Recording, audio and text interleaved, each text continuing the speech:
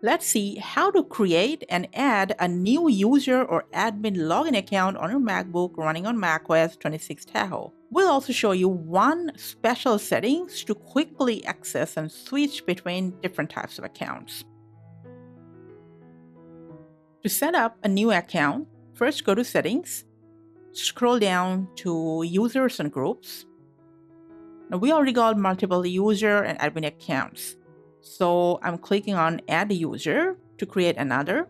Put down your admin account password when prompted and then hit Unlock. Now first, you gotta check and select exactly what type of account you wanna create. Standard user account, sharing files and folder only account, or a separate admin account with all the admin add and delete privilege. Now we're gonna use a standard user account. Now you gotta put down a name for the account. It can be a general word or an actual name if a specific person on your home or work is going to use it for themselves. If you want, you can customize the account name as well. And then just create a password, verify it. You can give a password hint or leave it for now. And then just hit create a user. Your account will be created and added in here.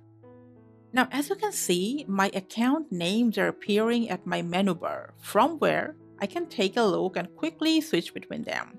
If you want that as well, Mac Tahoe has offered you a simple setting. So from Settings, now go to Menu Bar. Make sure Fast User Switching option is turned on. And then you can select the way that they will appear with or without the full names or icons, your choice.